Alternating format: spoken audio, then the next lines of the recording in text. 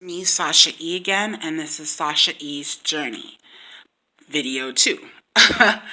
Okay, so for those of you who have not watched the first video, we're just going to do a recap, I guess, very quickly. Hi, I'm Sacha, and welcome. This is Sacha East Journey, and what this is a video to help the world understand a little bit better people who are visually impaired or have lost their sight, what they do on a day-to-day basis, and how they get around. Also, it is for kidney and renal failure awareness, as I am waiting for my transplant. You will also be taking the journey with me to doctor's offices and appointments, just to see what I go through every day. And just to recap again, I am now legally completely blind. I'm going to show you guys again, so 1 second.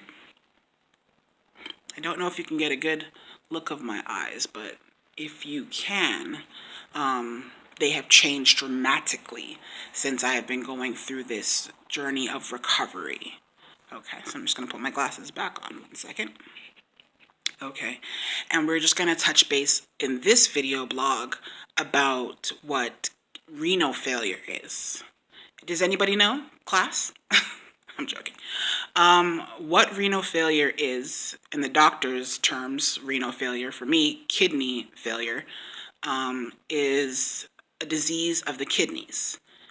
I'm not going to go into the, real linguistics of it, but just to paraphrase it, is what it is our bodies filter out, obviously, food and waste and vitamins and the things that we need and don't need. So what a person who's going through kidney failure cannot eat certain foods because they cannot pass through our systems like a regular person's would. So what it does, or sometimes I want to say majority of food, is it basically gets collected in our bodies and doesn't pass through, but starts to poison the insides of our kidneys and shut them down. So what dialysis is one, a word I hate because it sounds like die a little less, and two, is how do I put this?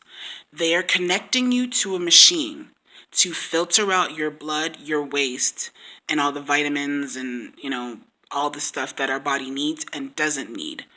But it's also, in the same turn, putting certain things through your body that it needs to survive, like potassium, calcium, iron, just to name a few. These are the things that they're giving to you, as well as removing, the waste water fluid from your body. So I do dialysis. I will not mention the hospital's name, due for, lawyer purposes and liability and all that. Nor will I hopefully be showing you their logos. My intention is not to broadcast where I'm going, but it is to broadcast to you people what goes on at these places, so you have a better idea if you want to do it or if you want to send your loved one here or somewhere else. Okay? So, like I was saying, I do dialysis 3 days a week. Monday, Wednesday, Friday usually is my schedule. And I do it for 4 hours. So what that is I'm sitting in a chair. Sometimes you get put on a stretcher or a bed. And you sit there connected to this machine for 4 hours while it cleans your blood, gets rid of your fluid, get rid of your waste. And you have to maintain this schedule, I'm finding, or something very similar to it, because everybody's different. But for me, if I miss, like say after the weekend passes, because I get Saturday and Sundays off, if the weekend passes and I were to miss up until at least like a Tuesday, I would start to feel it. Your fluid starts to collect on you. You literally gain like 4 pounds just from the weight of the water building up in your system because it has nowhere to go and it's not passing through your body. So it does get very uncomfortable. You feel pain in your chest sometimes. You have heavy breathing. You're not sleeping because you can't lay down. Your appetite starts to change. Just some of the things I've personally noticed. Nausea, oh my gosh.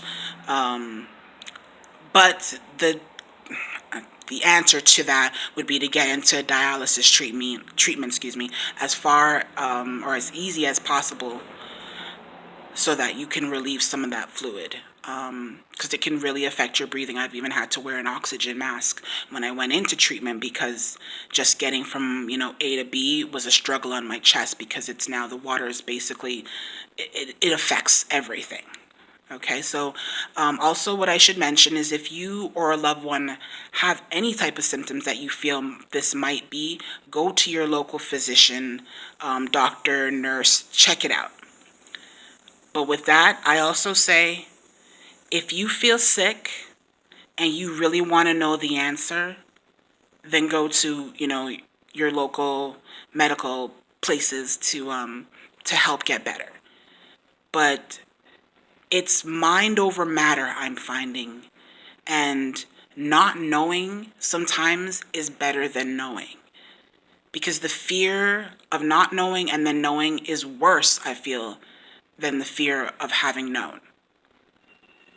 So go with that and lead with that, and know that, no matter what the circumstances is, we can all get through it.